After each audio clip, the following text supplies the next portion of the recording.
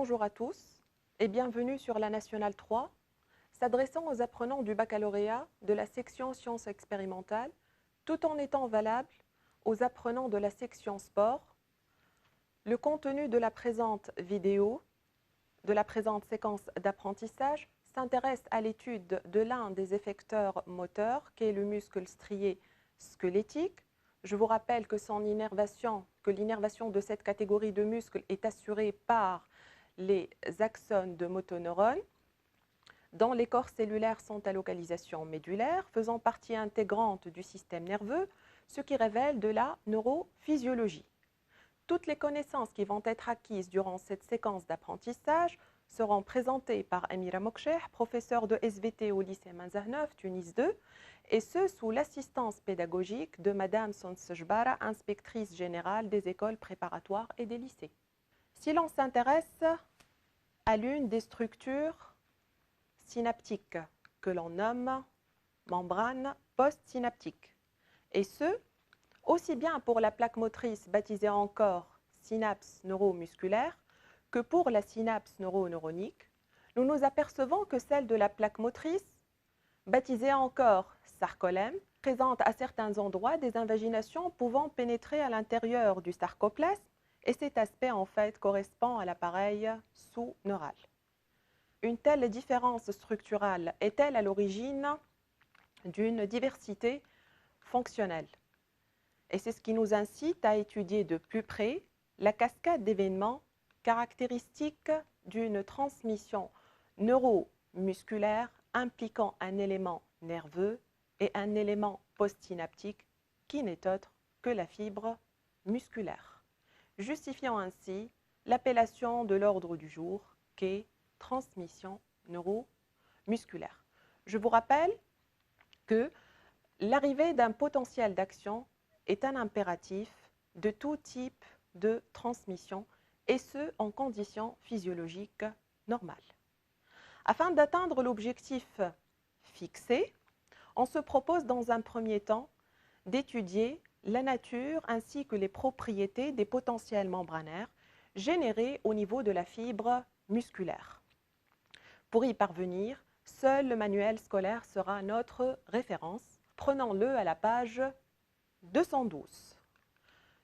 Tout en s'intéressant au document 7 dont l'intitulé est le suivant: mise en évidence de phénomènes électriques dans la fibre musculaire après stimulation de la fibre nerveuse. Ce document fait partie intégrante de l'activité 3 visant à expliquer le mode de fonctionnement de la plaque motrice. Avant de consulter la consigne, on se propose de décrire brièvement le dispositif expérimental. En effet, nous sommes ici en présence d'un élément présynaptique, séparé d'un élément post qui n'est autre que la fibre musculaire, et cette séparation est assurée par la fente synaptique. Notons que l'élément présynaptique est soumis à des stimulations, S1 et S2, qui diffèrent par leur intensité. Et en fait, cette différence d'intensité pourrait impacter la réponse de l'élément postsynaptique. C'est ce qui a incité l'expérimentateur à placer 3 oscilloscopes dont les électrodes réceptrices sont R1 à R3, de plus en plus éloignées de l'appareil sous-neural. À l'issue de cette expérience, les résultats obtenus figurent à droite. Vous avez 2 enregistrements, A et B, qui vont être décortiqués dans ce qui suit. Que nous demande l'activité 3? En fait, la première consigne regroupe 2 verbes d'action, analyser et comparer les enregistrements A et B du document 7.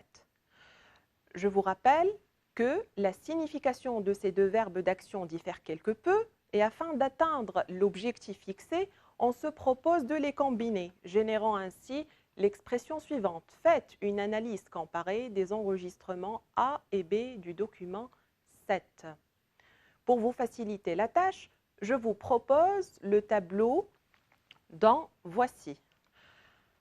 Dans un premier temps, on va se focaliser uniquement sur la réponse de l'élément postsynaptique détecté par l'oscilloscope O1, ayant pour électrode réceptrice R1. Pour ce qui est de l'enregistrement A, Il a été obtenu au niveau de la membrane post suite à l'application d'une stimulation S1 au niveau de l'élément présynaptique. Et en fait, ce potentiel nous est familier.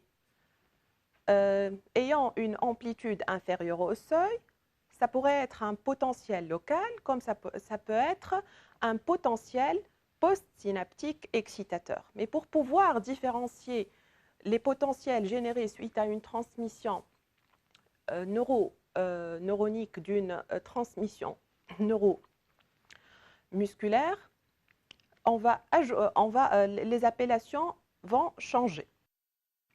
En effet, le potentiel d'action généré suite à la stimulation S1 a fait naître au niveau de l'élément postsynaptique un potentiel dit de plaque motrice, ce qui nous renvoie vers le type de synapse auquel on s'intéresse aujourd'hui, qui n'est autre que la plaque motrice. Passons maintenant à l'enregistrement B.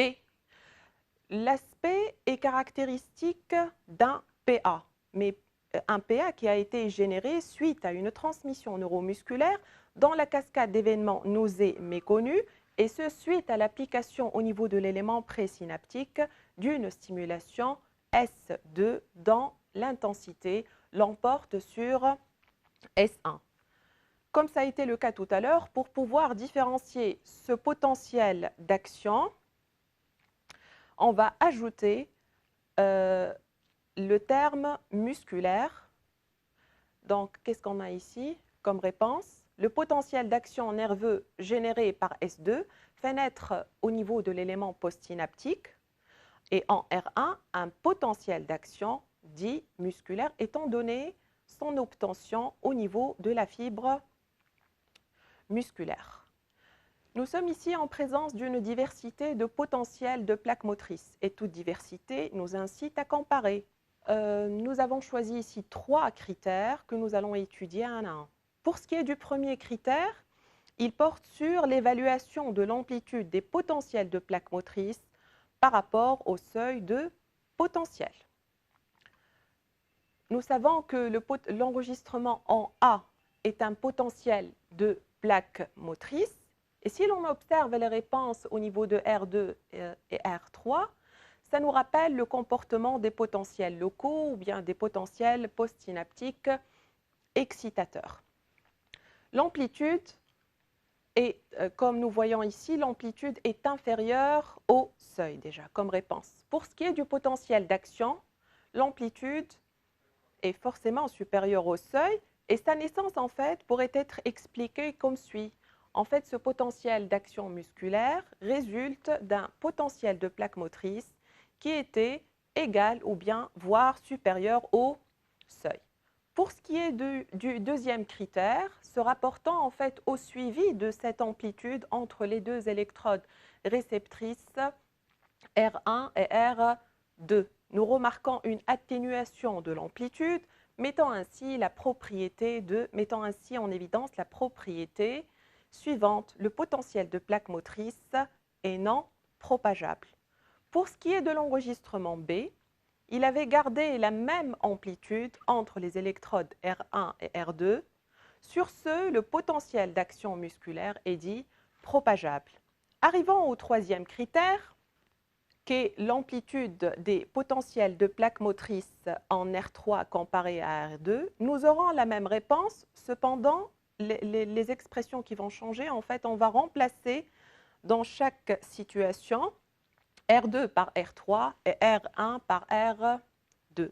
La première consigne regroupant une analyse comparative et critères de comparaison nous amène vers la conclusion suivante. En effet, la détection des enregistrements A et B prouve qu'il y a eu une transmission neuromusculaire dans la cascade de nausées méconnues jusqu'à maintenant et en fait, c'est ce qui constitue l'objectif de la présente séquence d'apprentissage. Cependant, la nature du potentiel postsynaptique musculaire dépend de l'intensité de la stimulation efficace appliquée à l'élément présynaptique nerveux. Il nous reste la deuxième consigne de l'activité 3, mais avant de la consulter, prenons le manuel scolaire à la page 188, tout en s'intéressant au document 21. En fait, ce doc se rapporte au cours de la transmission neuronique. Et avant de s'intéresser aux résultats obtenus, décrivons ensemble le montage expérimental. Nous sommes ici en présence d'un neurone postsynaptique N3 recevant deux afférences, N1 et N2, établissant respectivement les synapses N1, N3, N2, N3. L'expérimentateur a eu recours à l'application de stimulation efficace mais séparée dans le but d'identifier la nature de chaque synapse. En appliquant cette stimulation aux neurones présynaptiques N1, nous obtenons un potentiel postsynaptique excitateur détecté par l'électrode réceptrice E1 qui connaît une diminution de son amplitude au fur et à mesure qu'il avance en direction du segment initial jusqu'à s'annuler en un potentiel de repos, et ce au niveau de l'axone. Pour ce qui est de la synapse N2, N3, elle permet, suite à une transmission neuroneuronique, l'obtention d'un potentiel postsynaptique inhibiteur qui se comporte de la même manière que le PPSE, une atténuation de l'amplitude au fur et à mesure que l'on avance jusqu'à une annulation selon un potentiel de repos. C'était juste un rappel en rapport avec la transmission neuroneuronique. Revenons à la deuxième consigne de l'activité 3 qui nous demande de comparer les enregistrements du document 7 obtenus au niveau de la membrane postsynaptique de la synapse neuromusculaire tout en se focalisant uniquement sur l'enregistrement A qui n'est autre que le potentiel de plaque motrice, avec ceux obtenus lors de la transmission neuroneuronique, et ce pour la synapse N1, N3 d'une part, et d'autre part au niveau de la synapse N2, N3, où nous avons ici des potentiels postsynaptiques inhibiteurs, se comportant de la même manière que les PPS-E. Afin de vous faciliter la tâche, je vous propose le tableau que voici, un tableau à visée comparative, adoptant des critères de comparaison. Le premier se rapporte à l'estimation de la négativité interne de la membrane ou de l'élément plutôt post-synaptique et commençant par la synapse neuromusculaire. En effet, le potentiel de plaque motrice se présente sous forme d'une dépolarisation qui ne fait que diminuer la négativité interne. L'aspect est une dépolarisation. L'appellation attribuée est un potentiel de plaque motrice étant donné une amplitude inférieure au seuil de potentiel. Et étant donné que nous sommes en présence d'une dépolarisation, la synapse qui est à l'origine de sa naissance ne peut être qu'excitatrice. Appliquant ce critère aux synapses neuroniques de la page 188 en commençant par celle impliquant le neurone présynaptique N1 et le neurone postsynaptique N3. En effet, le potentiel membranaire obtenu affiche une diminution de la négativité interne. Ça se présente sous forme d'une dépolarisation et l'appellation attribuée est un potentiel postsynaptique excitateur. Et en fait, la finalité de cette appellation, c'est de pouvoir le différencier du potentiel de plaque motrice obtenu dans un contexte de transmission neuronique. Et comme nous sommes en présence d'un PPSE, la synapse qui est à l'origine de sa naissance ne peut être qu'excitatrice. Passons maintenant à la synapse N2, N3.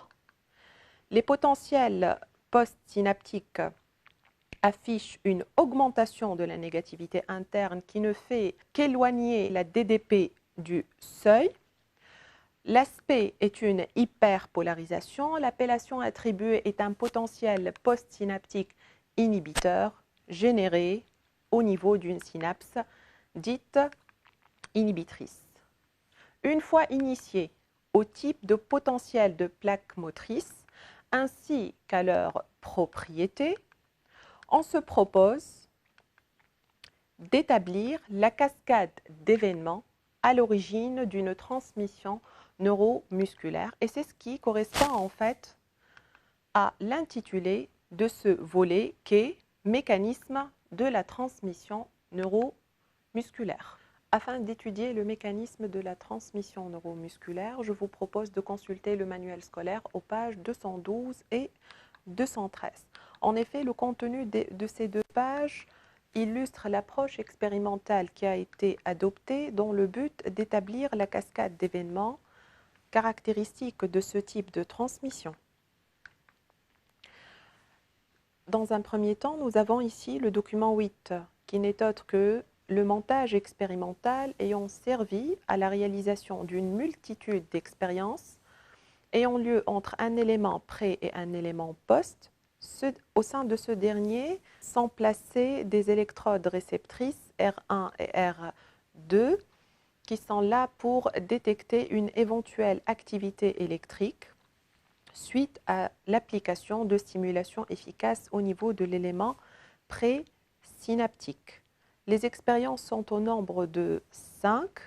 Nous avons ici les enregistrements obtenus au niveau de l'élément post-synaptique qui vont être étudiés de plus près au fur et à mesure que l'on avance dans la séquence d'apprentissage. Et pour ce qui est de la 5e expérience, elle s'est fixé un objectif, celui d'identifier la cible du neurotransmetteur impliqué dans ce type de transmission dite neuromusculaire.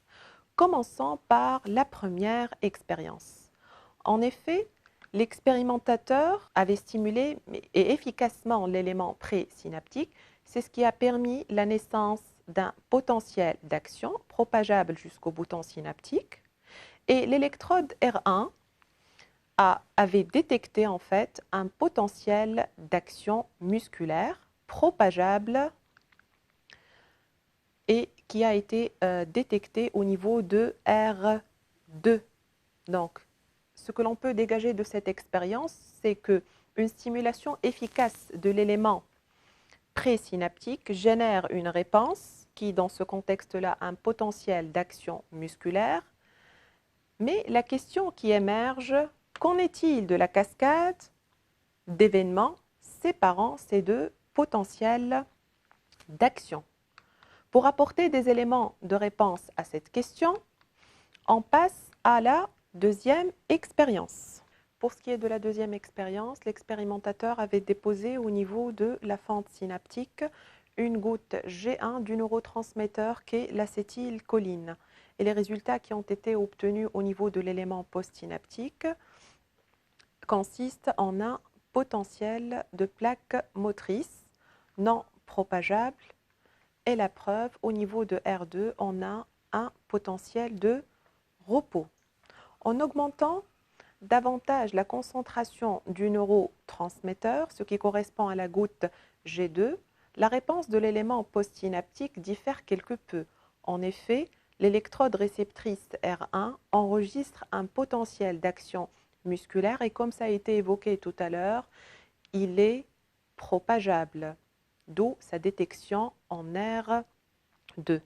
Ce que l'on peut dégager de cette approche expérimentale, que la réponse de l'élément postsynaptique est étroitement liée à la concentration du neurotransmetteur libéré au niveau de la fente synaptique. Il en découle la conclusion suivante. Les potentiels postsynaptiques, plus précisément les potentiels de plaque motrice, sont codés en modulation de concentration du neurotransmetteur au niveau de la fente synaptique. Pour ce qui est de la troisième expérience, l'expérimentateur avait déposé au niveau de la fente synaptique de l'ezérine. Je vous rappelle que cette substance a la particularité à s'opposer à l'hydrolyse du neurotransmetteur qu'est l'acétylcholine. À ce traitement s'ajoute le dépôt d'une goutte G2 qui, je vous rappelle, était en mesure de générer au niveau de l'élément postsynaptique un potentiel d'action musculaire. Allons-nous retrouver la même réponse? En effet, l'électrode R1 affiche un train de potentiel d'action musculaire propageable en R2. Ce que l'on peut dégager de cette expérience, c'est que sans cette hydrolyse, la fibre musculaire sera le siège d'un train de potentiel d'action musculaire à l'origine d'une contraction musculaire incontrôlée. Et c'est ce qui souligne l'importance de l'hydrolyse du neurotransmetteur qu'est dans ce cas l'acétylcholine comme étape indissociable de la transmission neuromusculaire. Concernant la quatrième expérience, il y a eu un dépôt de l'acétylcholine au niveau du sarcoplasme.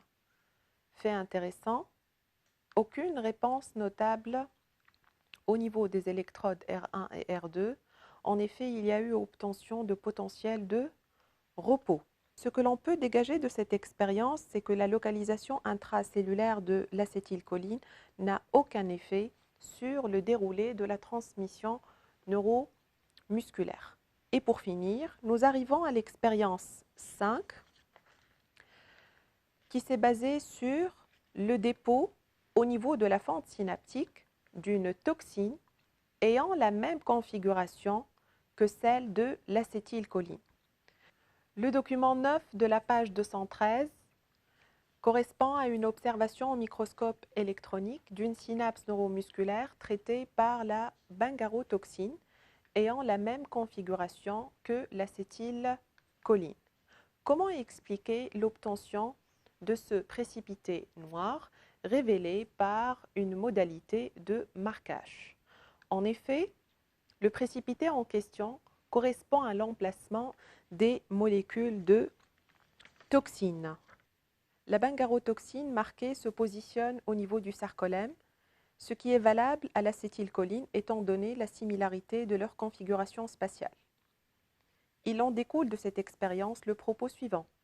L'acétylcholine agit exclusivement au niveau du sarcolème, tout en occupant des récepteurs qui lui sont spécifiques. Revenons au manuel scolaire à la page 213, tout en s'intéressant à la dernière consigne, qui dit « En utilisant les données fournies par les expériences précédentes, établir la cascade d'événements caractéristiques de la transmission neuromusculaire », d'où l'intitulé du dernier volet de la présente séquence d'apprentissage qu'est succession d'événements de la transmission neuromusculaire. Vous avez ici à droite des pictogrammes censés vous aider à comprendre l'animation qui va suivre. En fait, tout commence par l'arrivée d'un potentiel d'action nerveux, à l'origine d'une entrée désiant Ca2+, à travers les canaux voltage dépendants à Ca2+. S'ensuit une migration et une exocytose, libérant ainsi le neurotransmetteur au niveau de la fente synaptique. Il est à noter que le nombre de figures d'exocytose est étroitement lié à la fréquence des potentiels d'action nerveux. Nous avons ici 3 figures d'exocytose. Le neurotransmetteur localisé au niveau de la fente synaptique va être fixé au niveau du récepteur qui lui est spécifique, enchâssé au niveau du sarcolème. À l'issue de cette fixation, il va y avoir ouverture des canaux dits chimiodépendants à Na+, s'ensuit une entrée de ces entités ioniques au sein du sarcoplasme et étant donné leur charge positive, nous allons assister à une diminution de la négativité interne qui se manifeste au niveau de l'oscilloscope par un potentiel de plaque motrice. Fait intéressant, ce potentiel était en mesure d'atteindre le seuil et parallèlement à une entrée qui se poursuit, on obtient un potentiel d'action musculaire. Et comme ça a été évoqué précédemment, l'usage de l'ézérine, s'est opposé en fait à l'hydrolyse de l'acétylcholine. C'est ce qui a permis en fait l'obtention d'un train de potentiel d'action à l'origine d'une contraction incontrôlée. Cette expérience a mis en évidence l'importance d'une enzyme qu'est l'acétylcholinestérase qui se charge d'hydrolyser le neurotransmetteur. S'ensuit une fermeture des canaux chimiodépendants ANA+, et une dégradation du neurotransmetteur médiée par l'enzyme qu'est l'acétylcholinestérase. L'hydrolysa sera recapturé par l'élément présynaptique, entrant de nouveau dans la composition des vésicules synaptiques. Merci beaucoup pour votre attention.